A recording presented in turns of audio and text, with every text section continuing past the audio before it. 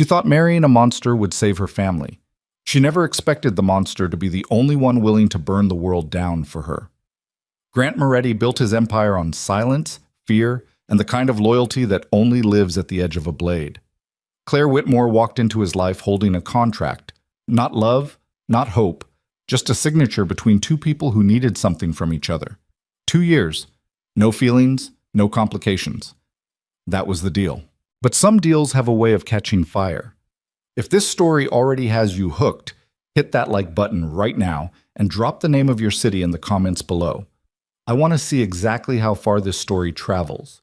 Now settle in, because this one doesn't let go, didn't. The night started the way most dangerous nights do, quietly, with champagne flutes and good lighting and the kind of money that smelled like old wood and older secrets. The Hartwell Gala was the kind of event where Chicago's elite went to be seen forgiving each other for things they hadn't actually forgiven. Black tie, $40 canapes, crystal chandeliers that threw light in every direction except straight down, which was fitting because nobody at the Hartwell ever looked too closely at the ground they were standing on. Claire Whitmore, Claire Moretti by paper, though she rarely used the name in her own head, stood near the East Bar and watched the room the way she always did at these things, with the careful, slightly detached attention of a woman who had learned early that observation was a safer game than participation. She was wearing a deep navy gown that her stylist had chosen and that she had worn without argument because arguing about clothes felt like wasted air in a life that was already full of things worth fighting about. Her dark hair was pinned up, her earrings were diamonds, because they were always diamonds at these events, and because Grant's assistant had laid them out on the vanity without a word, and Claire had understood that this was not a suggestion.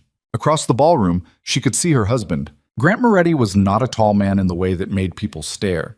He was average height, lean in the way that came from discipline and not genetics, and he had a face that was almost handsome except for the eyes, which were the color of slate and which had the quality of looking through things rather than at them. He was standing with a cluster of men she recognized as city aldermen, and one she was almost certain was the deputy director of something federal, and he was laughing at something one of them had said. Not a real laugh, Claire knew by now, but the particular laugh he deployed at events like this, the one that said, "I am allowing you to think you are amusing me."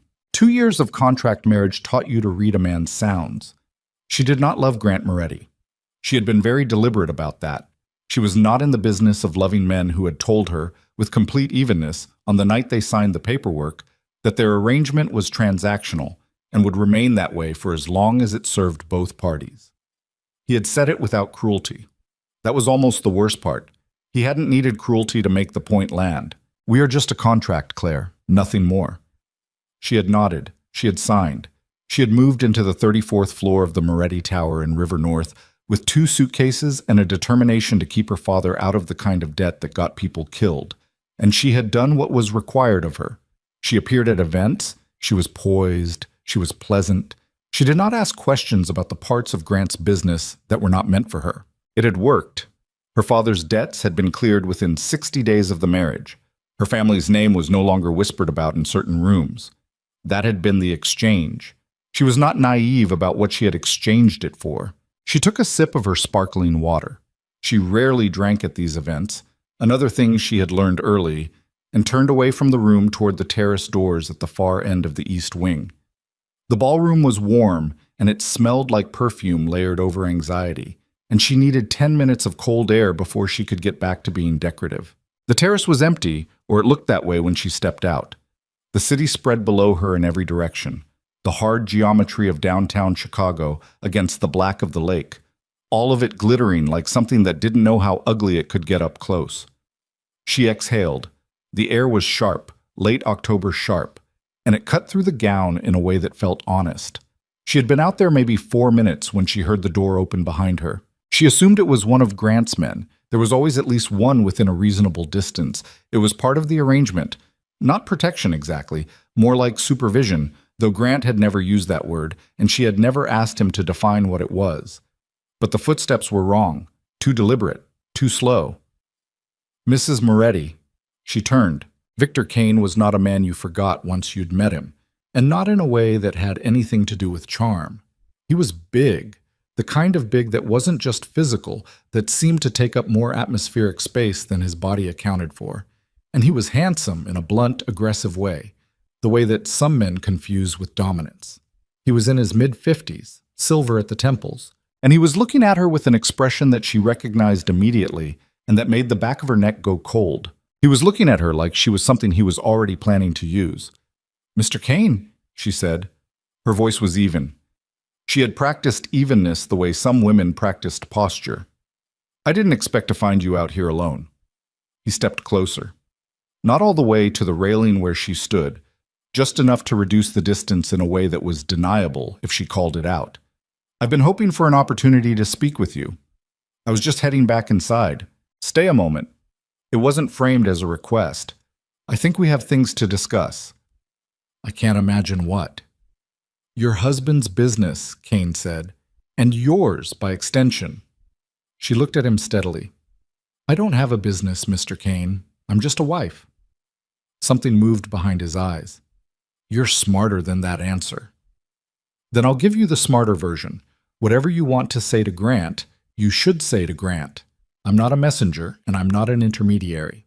She moved to step past him. He stepped sideways. It was a small movement, a calculated one.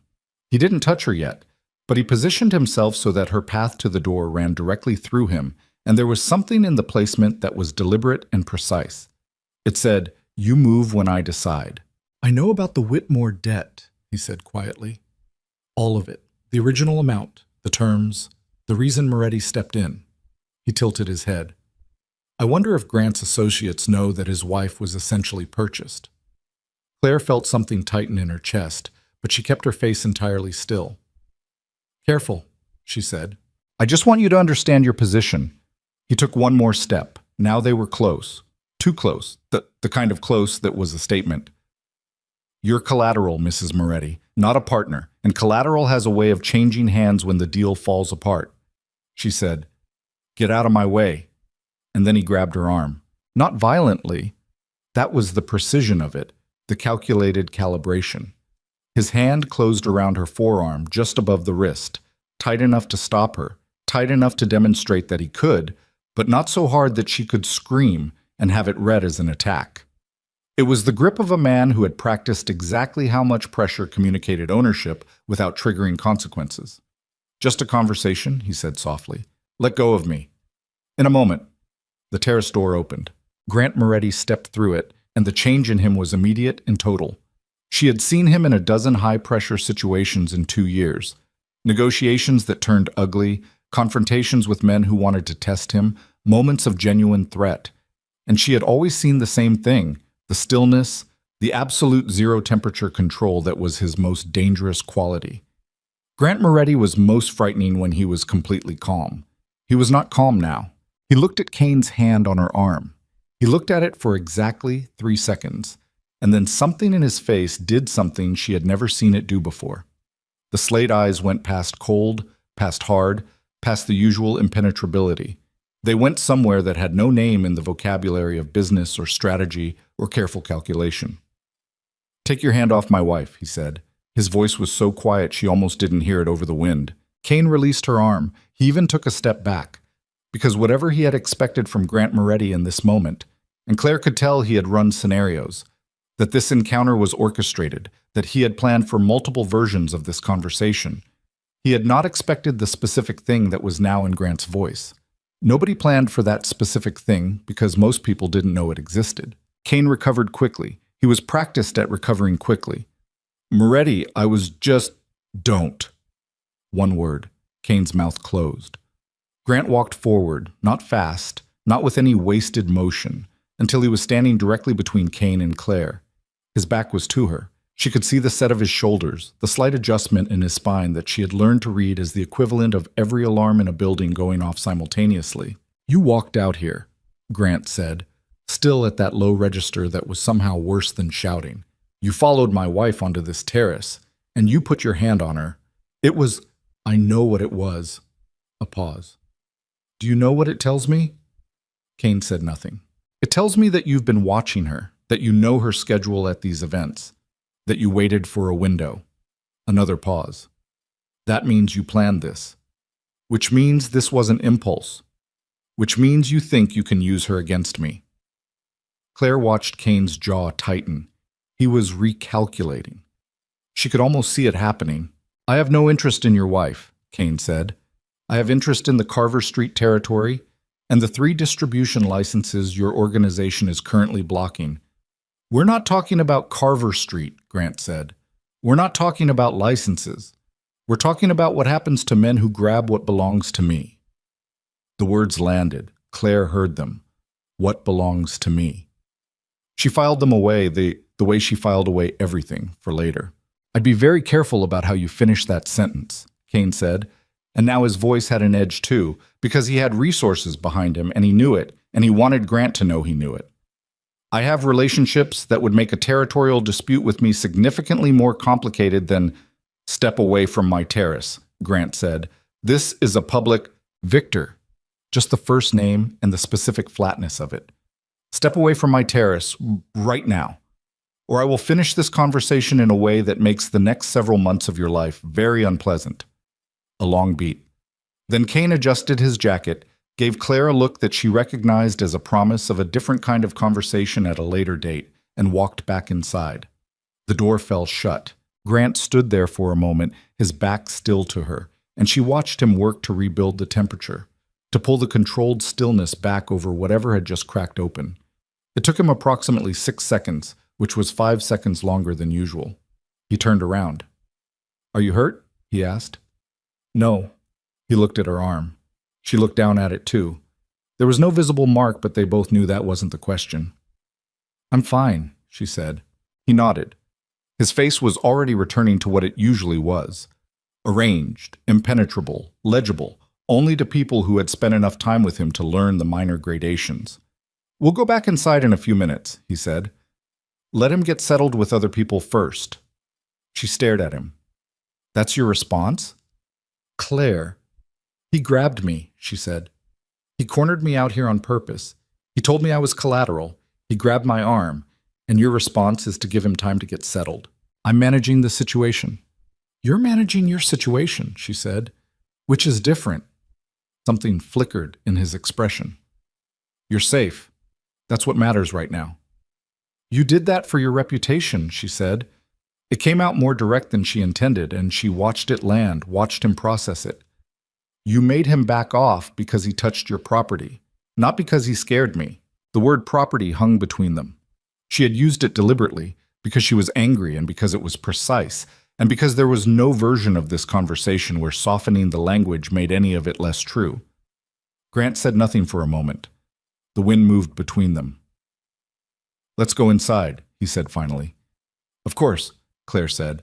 She walked past him without touching him, which was not unusual. They had perfected the art of proximity without contact. 2 years of practice.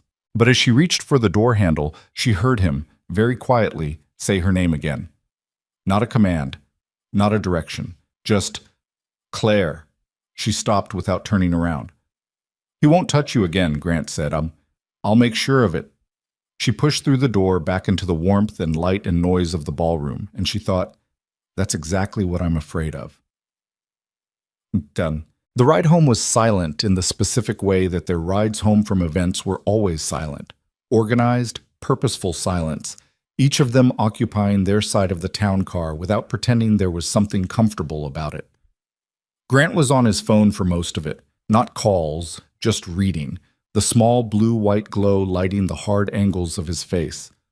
Claire watched the city go past her window. She was still angry, but under the anger was something else now, something she was being very careful not to examine too directly. The way his voice had changed when he saw Kane's hand on her arm, the specific quality of it, the way he had looked at Kane before he spoke, not calculating, not strategic, not the usual machinery of a man managing threats. Something else. She pushed it down. She was very practiced at pushing things down. Their building was a converted industrial tower near the river, the kind of building that had been a warehouse in another lifetime, and that money had transformed into something brutal in a different register. She had never loved it. She had never told him that. They rode the elevator to the 34th floor in silence that was now a different texture, not organized, but careful. He pressed the lobby button, then stood in the elevator with his hands loose at his sides and his gaze fixed slightly above her head, and she stood on the opposite wall and kept her eyes on the numbers descending. The apartment, their apartment, by legal designation, which still felt like a sentence she was quoting from a document every time she thought it, was designed by someone who had read Grant Moretti very accurately and decorated accordingly. Clean lines, dark materials, almost nothing on the walls except a few large format photographs of architecture that told you nothing about the person living there. She went to the kitchen for water. He followed, which was not usual. He usually went directly to his office. "I want you to understand something," he said. She turned around with the glass. "Grant, what happened tonight wasn't just Kane being aggressive. He chose that moment, that location, that specific way of making contact because he wanted me to see it. He was sending me a message." "I know." "Do you know what the message was?" "That he's willing to come at you through me." He looked at her for a beat. The assessment look. The one that meant he was recalibrating something. "Yes," he said. "Which means the real issue isn't what happened on that terrace," she said. "The real issue is whatever he's building up to. Whatever he's actually after." Another pause. "How much do you know about Victor Kane?" "Enough," she said. "I've been paying attention." "To what?" She set the glass down. "To everything, Grant. I've been in this marriage for 2 years. I'm not decorative furniture. I know what Carver Street is. I know what the distribution licenses mean for the North Side territories. I know that Kane has been trying to expand his footprint in commercial real estate to clean up money from at least 3 separate income streams. And I know that 2 of those streams run through city contracts that rely on relationships that you currently have, and that he doesn't." She watched the slight shift in his expression. He hadn't known she knew that much. "You've been reading my files," he said. "I have access to a great deal of information in this building," she said carefully. "You never told me not to use my eyes." A very long pause. "No," he said. "I didn't." The air between them was something different now. Not the usual managed distance, not the polished absence of connection. Something had shifted on that terrace, and it was still shifting, slowly, the way a boat shifts its angle after a wave and then keeps shifting, not settling back to where it was. "I want to stay out of whatever you're planning to do about Kane," she said. "That's probably wise. But I'm not asking for your permission to protect myself," she said. "If there's information relevant to what he's building against you, against us, since apparently that's what we are now, I want access to it." He looked at her for a long time. She looked back. She was not particularly afraid of his gaze. That was something else she had learned in 2 years, that his silence was a tactic, that it felt designed to make people fold, and that if you simply held still and breathed and did not fold, eventually he was the one who broke it. "I'll think about it," he said. It was not a yes, but it was not a no either, and coming from Grant Moretti, that was the first rung of a ladder. She picked up her glass again. "I'm going to bed." "Claire." She stopped in the doorway. "He had no right to touch you," Grant said. And then, after a beat that seemed to cost him something, "For whatever reason." She didn't turn around. "I know," she said. She walked to her room. She closed the door. She sat on the edge of the bed in her expensive gown in this expensive apartment in the life she had purchased with a signature, and she thought about the way his voice had sounded when he told Kane to back away. And she thought about how she was going to need to be very, very careful not to make that mean something it didn't mean. The next morning came at 6:30 in the form of her phone, which she had set for early because she had a meeting at the university. She still taught, one seminar, once a week, holding on to that thread of her own life with both hands, and also because she had not slept well. She had lain awake thinking about Victor Kane's eyes when he'd said collateral. She had lain awake thinking about Grant's voice saying, "Take your hand off my wife." Neither thought was restful. She was in the kitchen at 7, making coffee, when she heard Grant's door open. He appeared already dressed. Dark suit, no tie yet, moving with that particular efficiency that was his default register, and stopped when he saw her. "You're up early," he said. "I have the seminar." He moved to the coffee maker. They navigated the small kitchen in the practiced way they had developed, efficient, slightly choreographed, careful not to collide. It wasn't unpleasant, it was just specific. "I've made some calls this morning," he said. "About Kane?" About last night. He poured. He'll be hearing from several of his business contacts today, in a way that makes clear that what happened has consequences. She looked at him over her mug. Social and financial consequences. The kind that last. And that's what you consider handled? He turned to look at her with the coffee in his hand, and the expression that meant he was deciding how much to say. It's the first step. He grabbed me in front of you, she said, at a public event. He did it because he wanted you to react, and he wanted the reaction on record. I know. So if you react through business channels, he gets what he wanted. He's in your head. He's demonstrated that you have a pressure point. Grant said nothing. I'm the pressure point, she said, not bitterly, just accurately. He set his mug down. I am aware of that. Then you should know that neutralizing me as a pressure point might be more effective than retaliating through business channels, she said. If I'm not visibly rattled, if I continue appearing at events, if I give him nothing to work with, that puts you in proximity to him again. I'm already in proximity to him, she said. I'm married to the man he wants to destroy. I've been a target since the day we signed the contract. The only difference now is that I know it. He was looking at her with the specific quality of attention she had noticed last night, and that she was trying not to read into. The recalibrating look, the one that meant something he thought he knew had just demonstrated unexpected dimensions. I'll consider what you've said, he told her. Grant. What? When Kane talked about our marriage, she said carefully, he called me collateral. He said I was purchased. A muscle moved in his jaw. I need to know, she said, whether he's wrong. The silence was very different from their usual silences. It was not organized or calibrated. It was the silence of a man who had been asked a question he had not prepared an answer for. Our arrangement, Grant started, is a contract, she finished. I know, you've told me. Claire, I'm not asking you to change it, she said. Her voice was even. I'm asking you to tell me the truth about what it is, so that I can make accurate decisions about my own safety. He looked at her for a long time. You're not collateral, he said finally. Whatever else the arrangement is, it isn't that. It was not a declaration. It was not love. It was a very small, very specific correction to the worst version of what she was, offered by a man who did not deal in declarations. She nodded. Okay, she said. She picked up her bag. She had a seminar to teach. She taught her seminar on corporate ethics, the irony of which was not lost on her, had never been lost on her, and spent 90 minutes walking 18 graduate students through case studies on conflict of interest and the ways that institutional power distorted individual moral reasoning. She was good at it. She had always been good at it. Afterward, walking across the campus toward the parking structure where Grant's driver waited, she checked her phone and found 3 messages, 2 from her mother, which she would deal with later, 1 from a number she didn't recognize, which said only, "You're smarter than the company you keep. I have a proposal that benefits both of us." V. She stopped walking. Then she took a screenshot, deleted the message, and kept moving.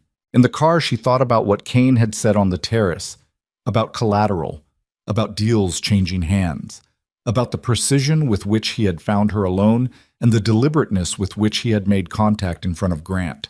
He was not a blunt instrument. That was the danger. Men who were blunt instruments were manageable. Grant managed them routinely.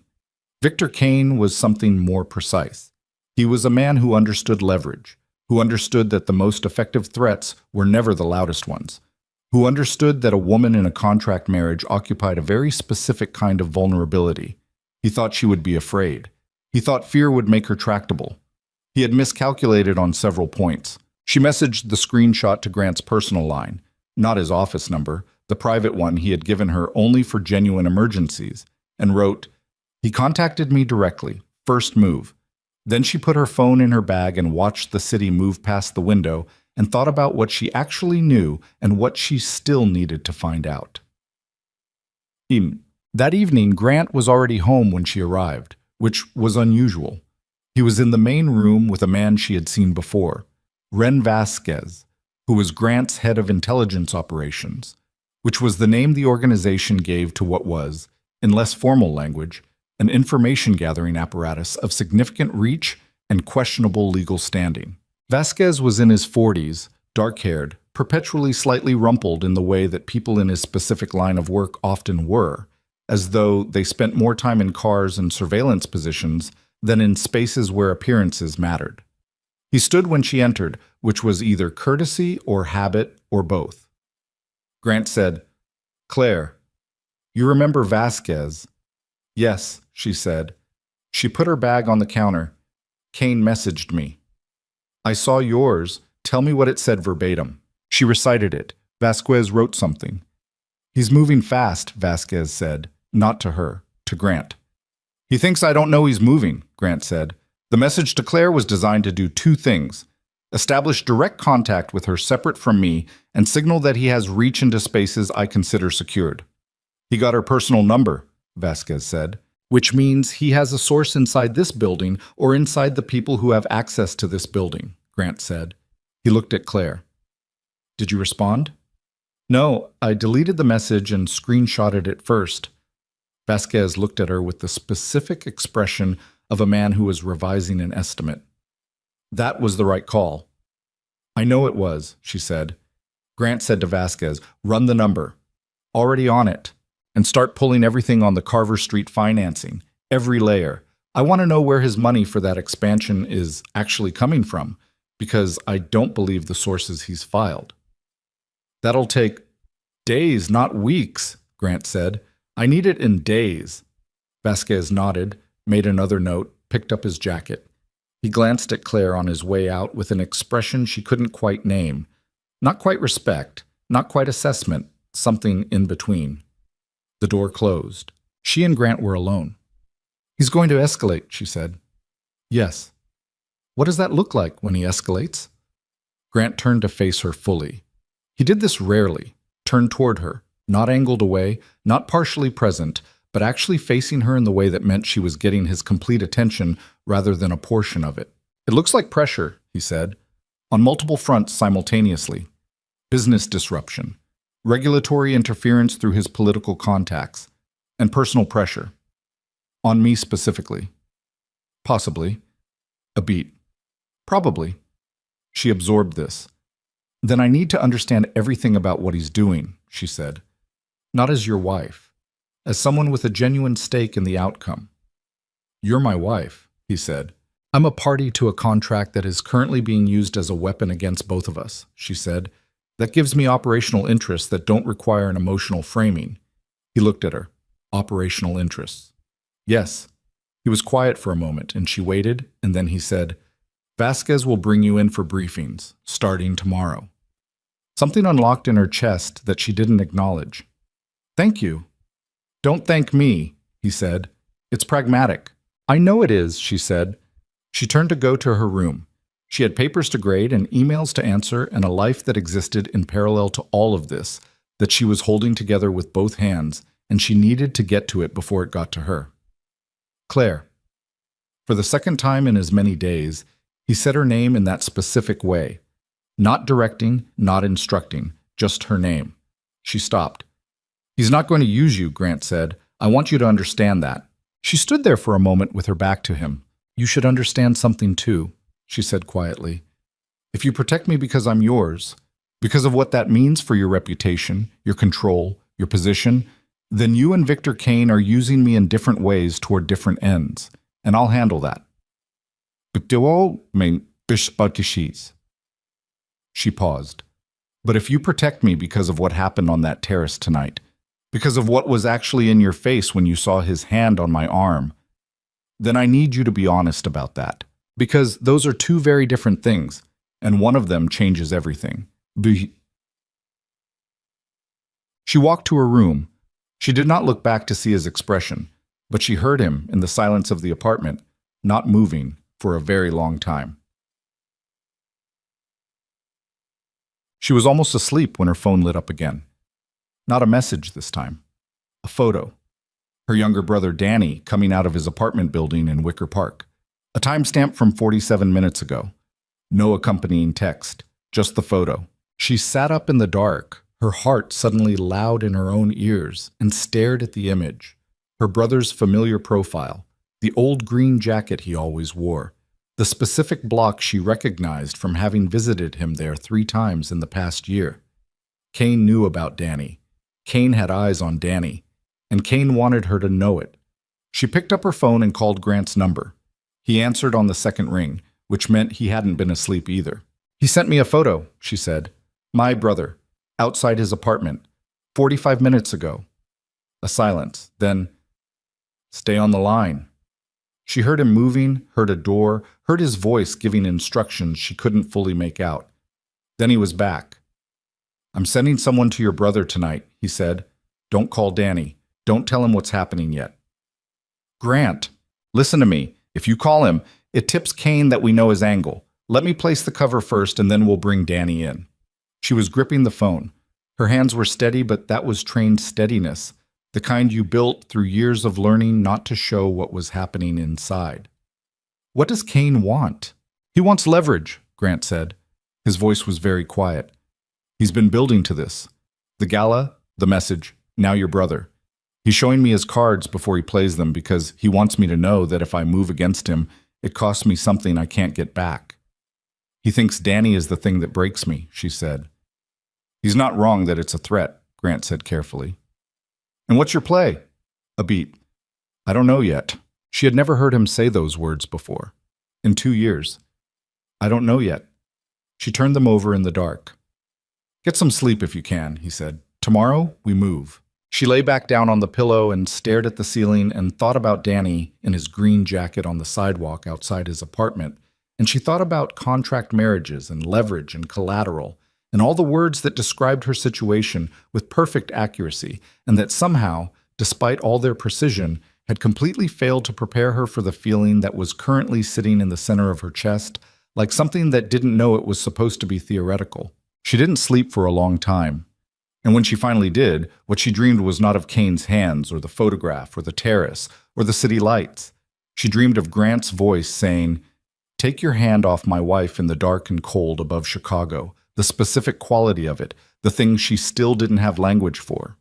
The thing that might, if she wasn't careful, make her forget that the man saying it had told her very clearly the night they met with lawyers present. "We are just a contract, Claire. Nothing more, cha-cha." Much. She would remember those words again in 72 hours, when Victor Kane sent his next message, and the next move turned everything into something none of them could take back. The man Grant sent to Wicker Park was named Coyle, mid-30s, former military in the way that never fully left a person's posture, and currently sitting in a car across the street from Danny Whitmore's building with a coffee going cold in the cup holder and his eyes fixed on the third-floor windows. He checked in at 11:40. Nothing unusual. Lights on, shadow moving behind the curtains, the ordinary late-night silhouette of a 26-year-old who kept bad hours and didn't know he was being watched from 2 directions simultaneously. Grant got the check-in standing at his office window with the city below him and the phone warm in his hand, and he thought about Kane's timing. The photograph sent at 9:50, which meant the surveillance on Danny had been running for at least several hours before Kane chose to deploy it, which meant it wasn't a spontaneous escalation. It was a measured one. It was Kane deciding the moment was right. And he thought about Claire in the room down the hall, not sleeping. And he thought about the specific feeling that had moved through him on that terrace when he saw Kane's hand close around her arm. And he thought about how that feeling was a problem. He put the phone down and poured 2 fingers of bourbon he didn't drink and stood there until 2 a.m. What? Morning came gray and cold, the kind of October morning that Chicago delivered with something like personal conviction. Claire was in the kitchen before 7 again, and this time when Grant appeared, neither of them pretended the night had been normal. "Coyle's still on Danny?" she asked. "Rotating cover starting at 6. He won't know they're there." "How long can you hold that without Danny noticing?" "Long enough." He poured coffee. "I want to move the briefing with Vasquez to this morning, 8 o'clock. I know you have things," he said. "This takes priority." She looked at him. He was not wrong, and she didn't pretend he was. 8 o'clock, she said.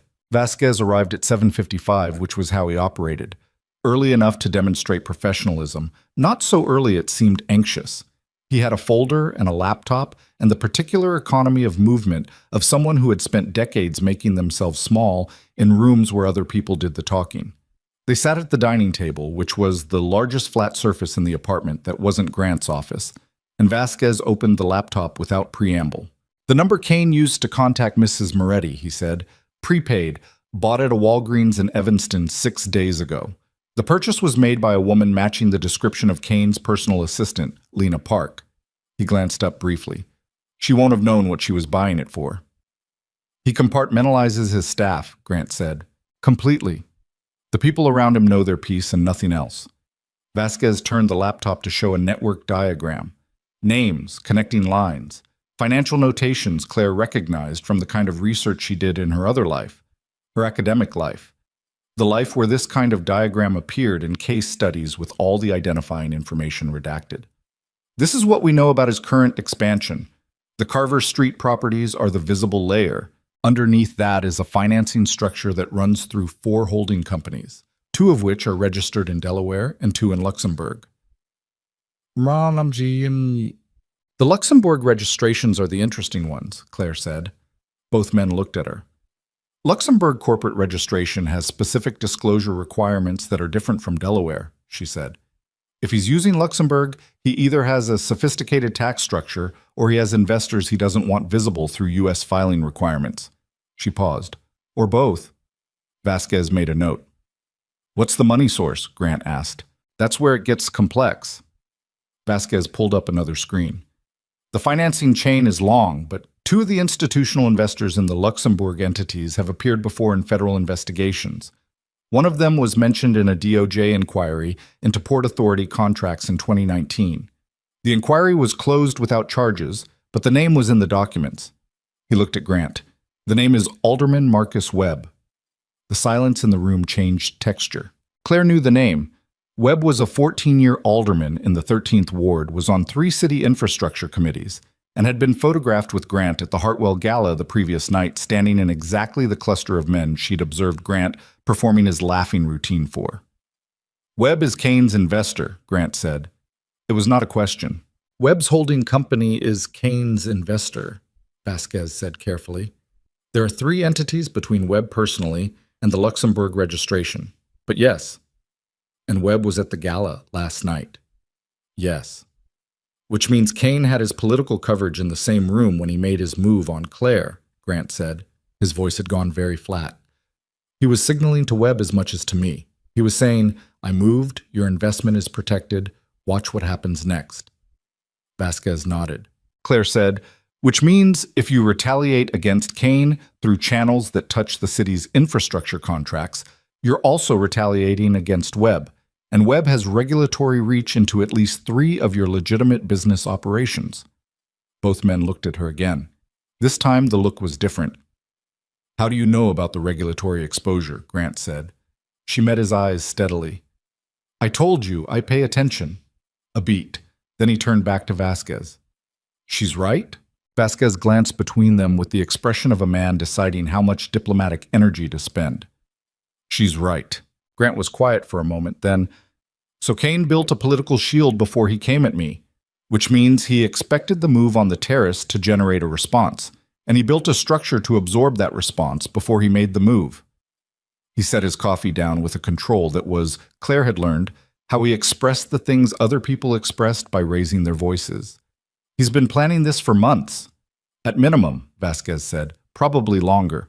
What's his actual target? Claire asked. Not the territories, not the licenses. What does he actually want? Vasquez hesitated. Tell her, Grant said. Another hesitation? Shorter. We believe Kane wants to consolidate the entire North Side distribution network. Not just Carver Street. Everything. The current arrangement between Grant's organization and 3 allied families has controlled that network for 11 years. Kane has been buying adjacent businesses and properties for 4 years, building toward a position where he can either buy out or force out each component. The allied families, Claire said. They know about Kane's play. They know he's acquiring. They don't know the full scope. Vasquez paused. They also don't know that 2 of their members have apparently been in quiet conversations with Kane's representatives for the past several months. The room was very still. Grant said, which families? It wasn't a question in the usual sense of the word. It was a man asking something he needed confirmed but already knew the answer to. the way a doctor asks a patient to describe a symptom they've already diagnosed. Vasquez said, "Falcone and Dre." Something moved through Grant's face that Claire watched happen and that she would think about afterward. Not anger, not betrayal in the obvious sense, but something older and more controlled. The look of a man who had built something over a long time and was now watching a specific kind of damage become visible. He said nothing for a moment. Then, "How long have you known?" 3 days, Vasquez said.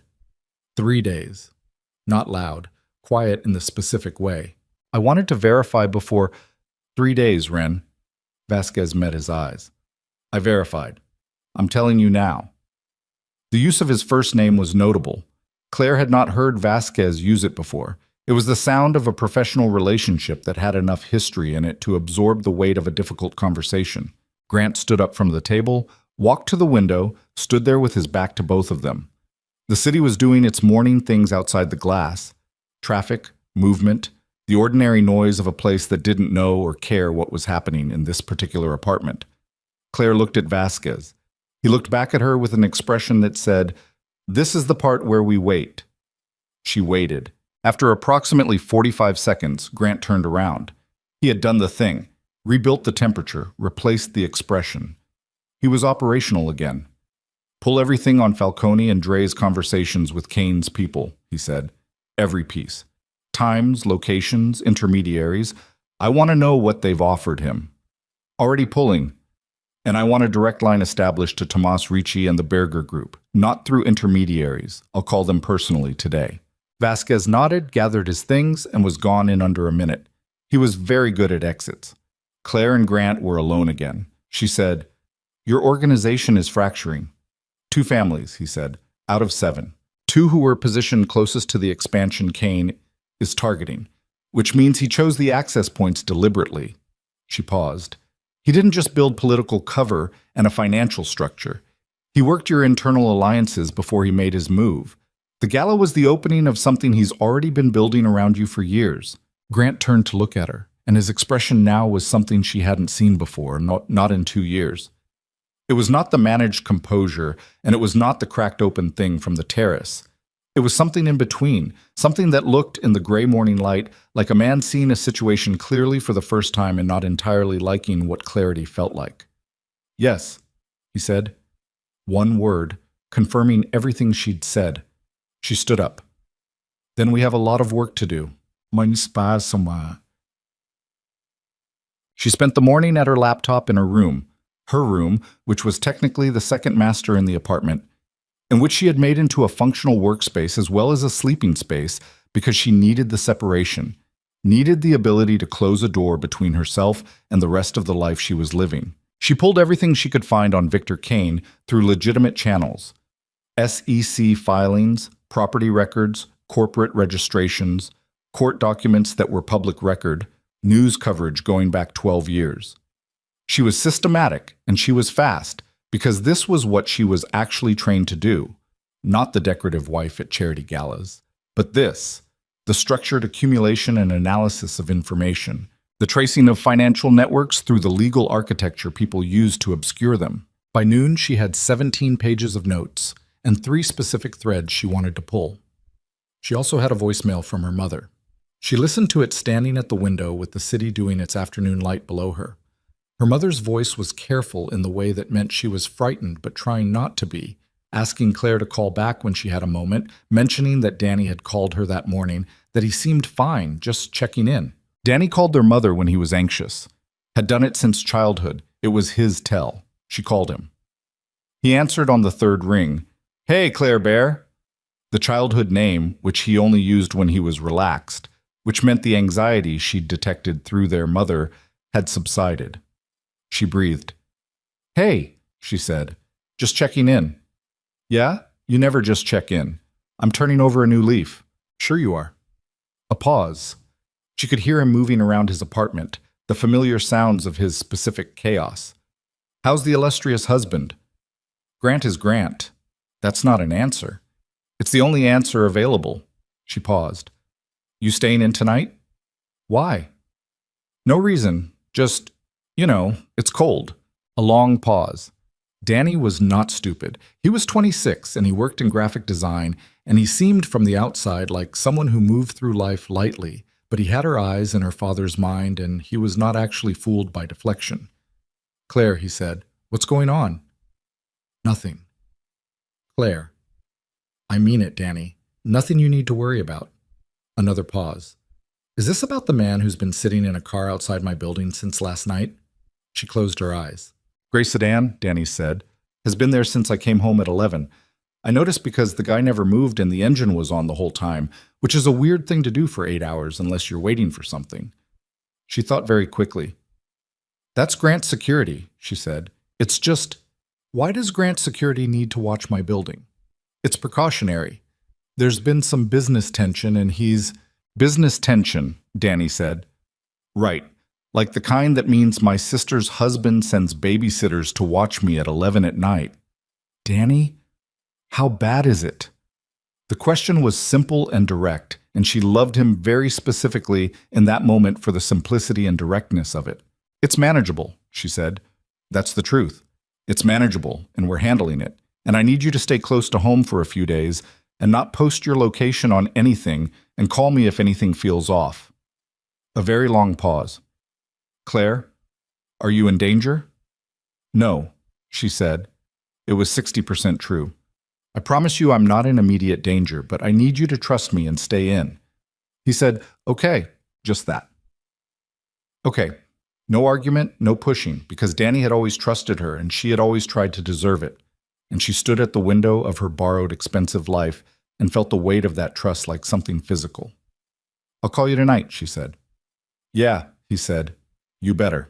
She hung up and stood there for a moment and thought about Kane sending that photograph, about the casual precision of it, about how he had looked at her on the terrace and said collateral in that specific tone, and she felt something harden in her chest that was not fear. It was fury, the clean, cold kind that didn't shout. She went back to her laptop and worked. Grant found her at 3:30. He knocked, which was their protocol. He always knocked on her door, which she had not expected when she moved in, and which she had, in a private and uncategorized way, been grateful for. "I need to show you something," he said. She followed him to his office, which she had been in fewer than a dozen times in 2 years, and which looked exactly like the rest of the apartment, functional, impersonal, optimized. He turned his monitor to face her. It was a news article, posted 40 minutes ago on a Chicago financial blog she recognized as the kind of outlet that trafficked in the intersection of legitimate business reporting and well-sourced gossip. The headline read, "Questions emerge around Whitmore family business dealings. Historical financial irregularities under scrutiny." She read it. It was 200 words, sourced to unnamed financial industry contacts, and it referred to her father's business debts from 4 years ago. The debts that Grant had cleared, the debts that were the reason she had signed a contract in a lawyer's office and moved into this apartment. It didn't name Grant or the arrangement, but it named her father with enough specific detail to make the sourcing unmistakably internal. Only a handful of people knew the specific numbers in that article. "He's going after your family's reputation," Grant said, "to pressure you. To give you something to lose that isn't just Danny's safety." She kept her voice completely level. "I see that. I can kill this story. I have contacts at 3 outlets with more reach than this blog. I can run a counter-narrative in 24 hours that—" "No," she said. He stopped. "Counter-narrative from your contacts gets traced back to you," she said, "which confirms that there's a relationship significant enough for you to manage press on behalf of my family, which is exactly what Kane wants on the record." She paused. "Let it run. It'll generate one news cycle and die. My father's debts are 4 years cleared. There's nothing actionable in it. It will embarrass your family." "My family has survived embarrassment," she said. "They've survived worse." He looked at her for a long moment. Something moved in his expression that she didn't examine. "Kane released this through a financial contact," she said, "which means he has press infrastructure and he's willing to use it publicly, which means his next move gets louder, not quieter." She turned from the monitor to face him directly. "What are Falcone and Dre offering him?" Grant's jaw moved slightly. "Vasquez confirmed this afternoon. They're offering him access to 2 of the northern warehouse chains. in exchange for Kane backing their expansion into the Western territories that currently belong to the Ricci Group. They're using Kane to muscle out Ricci. Yes. Which means when you called Ricci today, he already knew something was wrong. He didn't know the shape of it. Grant looked at her steadily. He does now. So you've shored up Ricci and Berger, she said. You've lost Falcone and Dre. Net result is you've stabilized your alliances, but also confirmed to Kane that you're aware of the fracture, which means he'll accelerate. Yes. She thought for a moment. I want to access the financial records on the Luxembourg entities. That's not legal access. I'm aware of that, she said. I'm also aware that Vasquez has capabilities that don't require my hands to be clean. A pause. What are you looking for? The real money source, she said. The Luxembourg structures are a layer. There's a layer underneath it. There always is. And if I can trace the actual capital, she stopped. How much do you know about Kane's history in Miami before Chicago? Something shifted in Grant's face. Not much, but enough that she saw it. Why Miami? He said. He said. Because 3 of the corporate names in his Delaware registrations use address histories that trace to a Brickell Avenue law firm that dissolved in 2015 following an FBI inquiry, she said. I found it in 3 hours of public records, which means your intelligence operation either missed it or didn't flag it as relevant. Grant was very still. Which is it? She said. We flagged it, he said, 2 years ago. And? A pause. And Kane has been a managed risk for 2 years. I knew he was building. I calculated that his timeline was longer than it was. She absorbed this. You miscalculated. Yes. She let that sit between them for a moment. Not to punish him with it, because she wasn't interested in punishment, but because it was true and because the truth of it had consequences that they were currently living inside. The Miami connection, she said, the FBI inquiry from 2015. If the capital in those Luxembourg entities traces to whatever Kane was doing in Miami before the inquiry closed, that's not just financial leverage, that's federal exposure. That's something a prosecutor could use. Grant said slowly, What are you suggesting? I'm suggesting that if Victor Kane has federal exposure buried in his financing structure, she said, then the right play isn't a territorial war. It's finding the exposure and making sure the right people see it. The room was quiet. That's a long play, Grant said. You have 2 families defecting, political cover running through a city alderman, a press infrastructure willing to go after my father, and surveillance on my brother, she said. A long play is what's left. He looked at her for a long time. Then he picked up his phone, dialed Vasquez, and said, Pull everything on Kane's Miami history. Full capability. I need it fast. He listened for a moment. Yes, including that. Another pause. All of it. He hung up. Their eyes met. I need you to understand something, he said. The voice had changed again. Not the operational register, not the managed composure, something rawer underneath. Whatever Kane thinks you are in this situation, whatever angle he thinks you represent, he's wrong. You're not a pressure point. You're not collateral. She held his gaze. I know what I am, Grant. I don't think you do, he said. Not completely. She started to answer, and then both their phones lit up simultaneously, hers with Coyle's number, his with Vasquez's. And the moment broke open into something else entirely as she picked up and heard Coyle's voice say, with the specific flatness of a professional delivering very bad news, Mrs. Moretti, your brother isn't in his apartment. We lost him 20 minutes ago, and there's a black SUV on the block that didn't belong there an hour. The phone was still in her hand when Grant crossed the room in 4 steps and took it from her. Not snatched, not ripped, just took it with the specific decisiveness of a man who had learned that hesitation was its own kind of violence, and put it to his ear. Coyle. Talk. She watched his face while he listened. That was the only thing available to her in that moment. Watching his face, because her hands had gone very cold, and her chest had done something that she could not categorize, and all the training she had in composure, all the practiced stillness she had built over 2 years of living inside this life, was currently engaged in a losing battle with the single image of Danny in his green jacket on a sidewalk that now felt like a photograph of something already broken. Grant said, How long was the gap in coverage? A pause. Which direction? Another pause. His eyes moved to her face and then moved away, which was the tell. The one she had learned. When he moved his eyes away from her, the information was bad. Get eyes on every exit from that block. Call Reyes and have him pull footage from the transit cameras on Milwaukee between Damon and Western. Now! He handed her phone back. The SUV was a Mercedes GL, he said. Black. No plates on the rear. It was parked on his block for 22 minutes before Coyle's rotation change.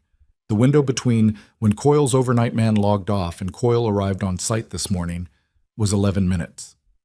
11 minutes, she said. They used the window. She heard herself say, very calmly, "They planned around your surveillance rotation." Yes. Which means they knew the rotation. Grant's expression did not change. But something behind his eyes went absolutely still, in a way that she recognized as the moment before a very controlled person decided to stop being controlled. "Yes," he said again. She sat down. Not because her legs failed. They didn't. She was not that kind of afraid. But because she needed to be very deliberate right now, and deliberateness required stillness, and stillness required a chair. She sat in the chair by the window and put both hands flat on her thighs and breathed in through her nose and out through her mouth and thought. "The rotation," she said. "Who knows it? Coyle. His two men. Vasquez, because he coordinates it." A pause. "And Lena, my household coordinator, because she manages the schedules that Vasquez's team works around."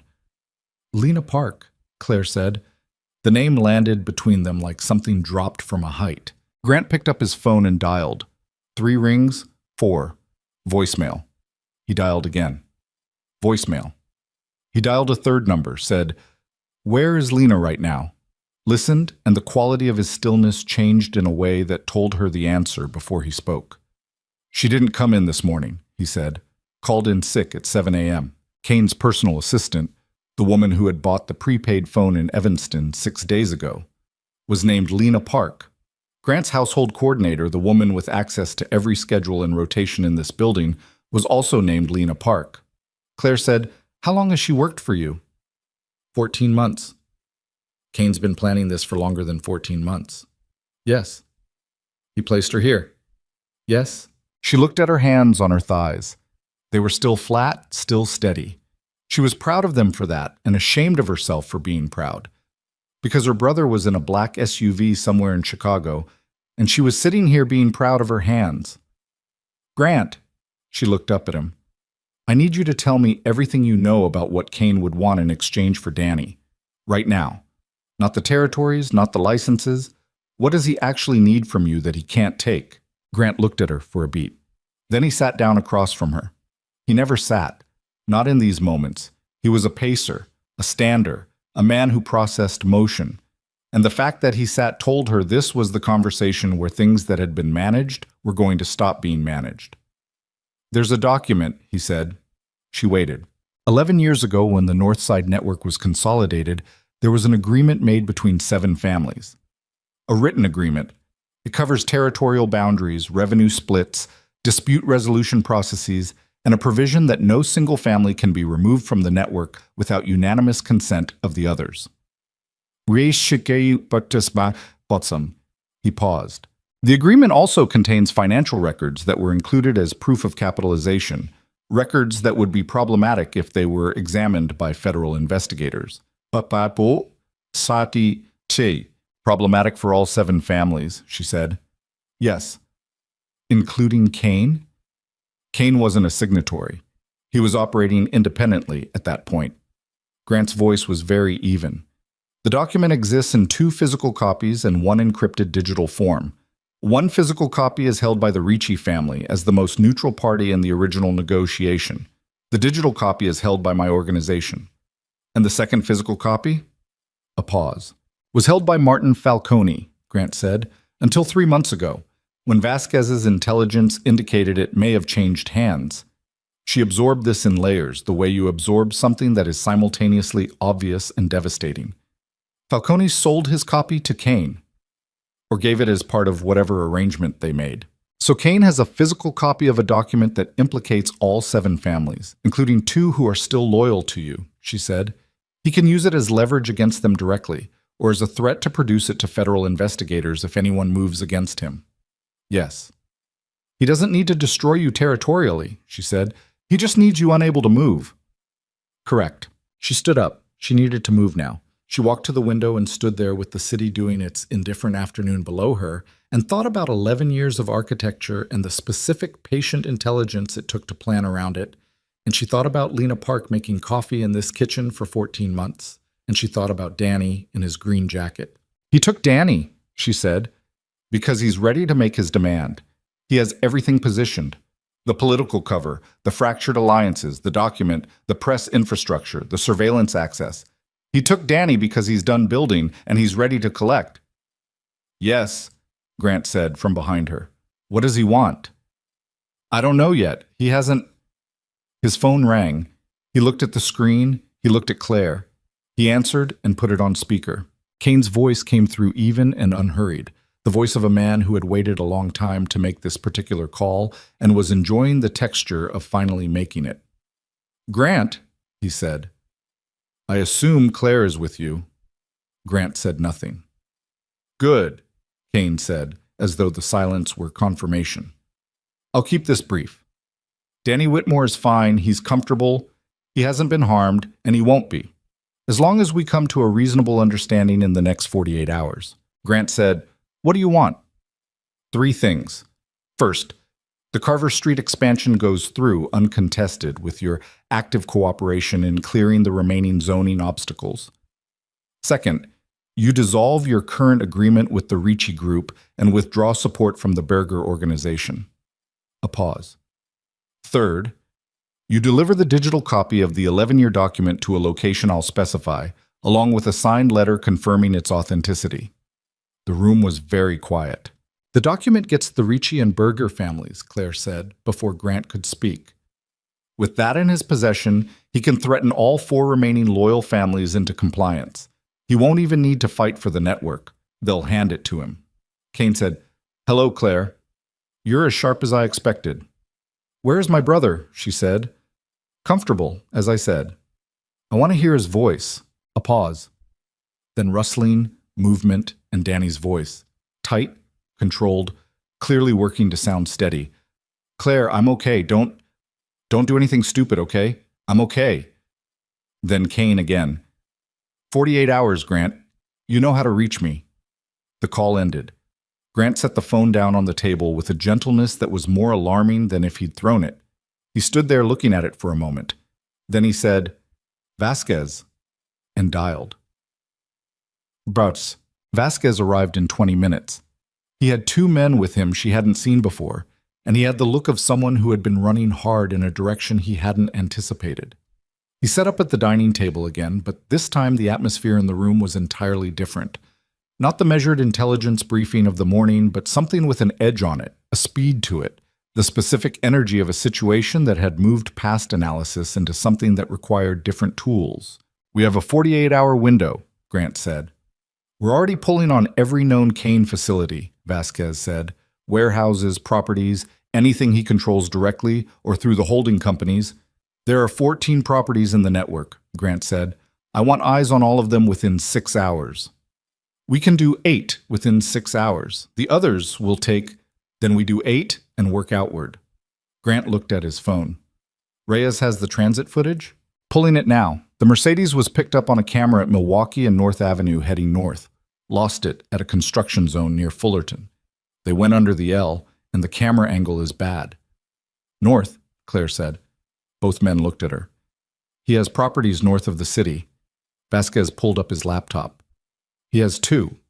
One in Waukegan, one in a warehouse complex near Zion, on the state line. The Zion property, she said. What do you know about it? It's registered to one of the Delaware entities, industrial zoning. The public record shows it as a cold storage facility. Have you ever run surveillance on it? Vasquez glanced at Grant. No. It was on the list of lower priority assets. We prioritized the properties closer to it. It's remote, it's his, and it's north of where the Mercedes was heading, Claire said. That's where Danny is.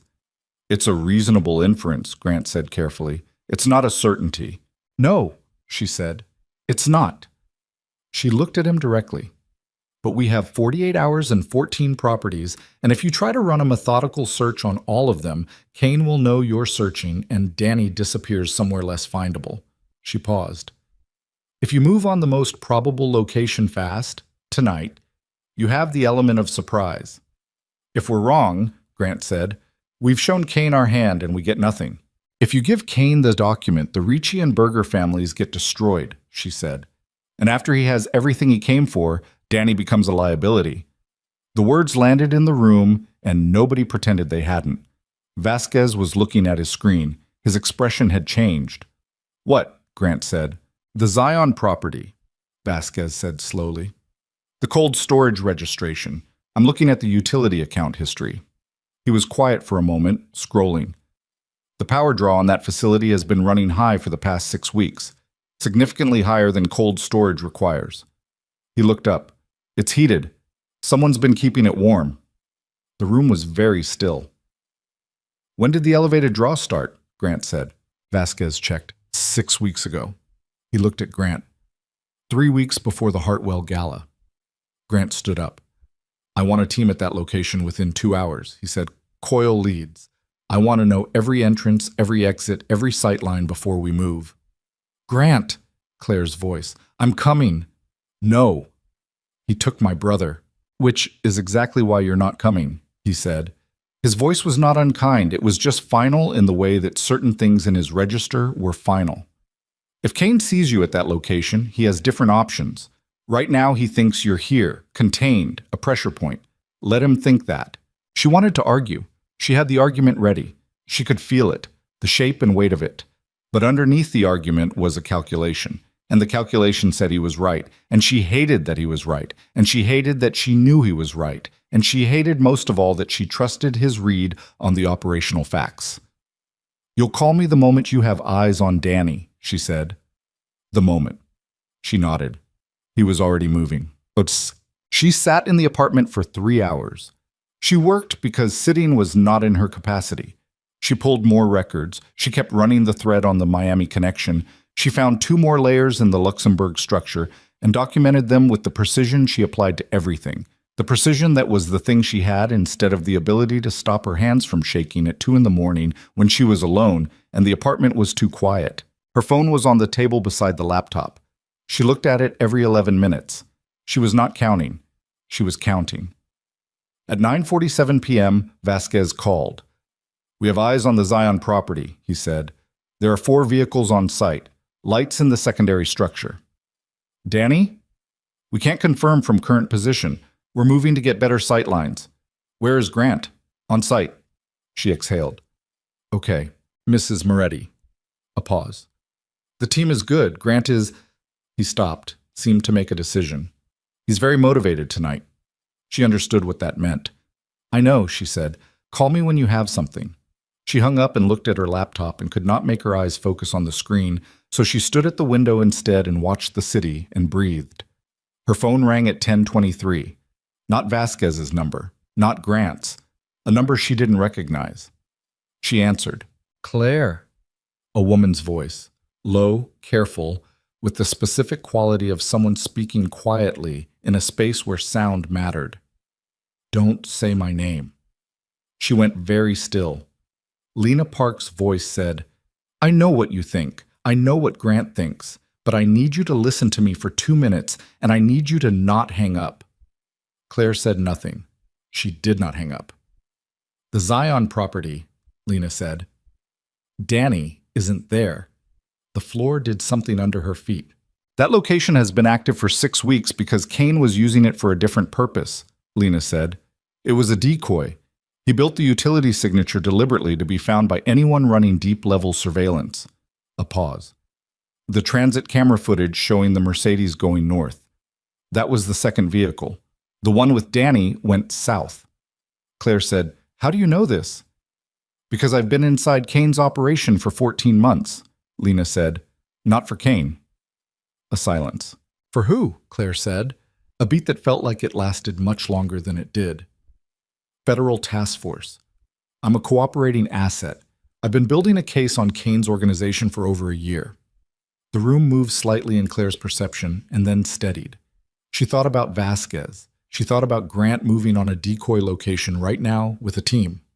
She thought about 48 hours and Danny somewhere south of the city. Where is he? Claire said. A facility in Bridgeport, Lena said. Kane owns it through a name that doesn't appear in any of the corporate structures your husband's people have been searching. I have the address. A pause. But if I give it to Grant and his team moves on it, Danny is safe and Kane is arrested, and the case I've been building for 14 months, the case that puts Kane away for the rest of his life, disappears because we lose the chain of custody on the evidence. Claire said, very carefully, "What are you asking me?" "I'm asking you to make a choice," Lena said. "My handler can move on the Bridgeport address with a federal team. It takes 4 hours to position. Danny comes home, Kane goes to federal custody, the case holds." Another pause. "But Grant doesn't get to be the one who ends this. And when the federal team moves, everything that comes out of Kane's records, including the 11-year document, goes into federal evidence. The 11-year document that implicated all 7 families, including Grant's. You're asking me to choose between my brother tonight and my husband's freedom," Claire said. "I'm telling you what the options are," Lena said. "They were always going to come to this point. Kane built it that way. He didn't just want the territories, he wanted to force Grant into a position where any solution was catastrophic." A beat. "But the federal option gives Danny back, and it gives Kane a life sentence. It just also gives the task force everything in his records." Claire stood at the window with the city below her and her brother somewhere south in a building she didn't know, and her husband moving on a decoy in the dark, and the weight of 14 months of a plan she had been living inside without knowing it, pressing down on her from all directions at once. She said, "Give me the address." "Claire, give me the address," she said, "and then call your handler. You have 4 hours to position," you said. "I need 3 of them." She paused. "I'm not asking Grant to stand down. I'm going to tell him the truth about where Danny is, and I'm going to tell him the truth about what you are, and I'm going to let him decide what kind of man he wants to be when this is—" She called Grant before Lena finished giving her the address. He picked up on the first ring, which meant he was already in position somewhere outside Zion, with the wind off the lake hitting whatever he was wearing and the specific stillness of a man about to move settling into his bones. And she said, "Stop. Don't move on that location." A silence that had texture to it. "Claire, it's a decoy," she said. "The utility signature was built deliberately. Kane wanted Vasquez to find it. Danny isn't there." The silence changed. "How do you know this?" he said. His voice was very quiet and very controlled, and underneath the control was something that moved like a current under ice. Not anger, not yet, but the thing that preceded anger in a man who had spent decades learning to delay it. "Lena called me," she said. She heard his breathing change. "She's a federal asset," Claire said. "She's been inside Kane's operation building a case for 14 months. That's why Kane placed her with you. Not just for surveillance access, but because having her in your household gave him federal intelligence on how close any investigation was getting to his organization." A very long pause. She could hear wind on his end. She could hear him not moving. "Grant," she said, "Danny is in Bridgeport. Lena has the address. Her federal handler can move a team in 4 hours. 4 hours, he said. "Yes." Another pause. "What's the federal team's mandate when they go in?" She had known this was the question. She had been sitting with it for the 3 minutes since Lena told her. "Full seizure, Kane, his people, and everything in his records." "Everything," he said, "not a question." "The 11-year document," she said. "Yes." The wind on his end. Nothing else. "Grant." Her voice stayed even. She was working very hard to keep it even because she understood what she was asking him, and she understood what it cost, and she was not going to make it worse by being soft about it. "You have a choice. You move on the Zion property right now, you find nothing. Kane knows you searched, and Danny moves somewhere unreachable. Or you let Lena's handler position a federal team, Danny comes home in 4 hours, and Kane goes to federal custody for the rest of his life." A beat. "With everything that implies." "You're asking me to hand the document to federal investigators," he said. "I'm asking you to decide what matters more," she said. "Tonight. Right now." The pause that followed was the longest of her experience with Grant Moretti, and in 2 years she had experienced significant pauses. She stood at the window of the apartment with the city below her and her heart moving in her chest at a rate she was monitoring the way you monitor a gauge that is approaching a threshold, and she waited. Grant said, "Tell Lena to give her handler the address." She exhaled. "And tell her," he said, his voice doing something she had not heard it do before. Not cracking, nothing so dramatic, just losing one layer of the managed surface, going down to something underneath it. "Tell her that if Danny has a single mark on him, the federal case is the least of Kane's problems." "I'll tell her," Claire said. She hung up and called Lena back. Bonked. The 4 hours were the worst 4 hours she had experienced since the night she sat in a lawyer's office and signed her name to a contract that changed the shape of her life.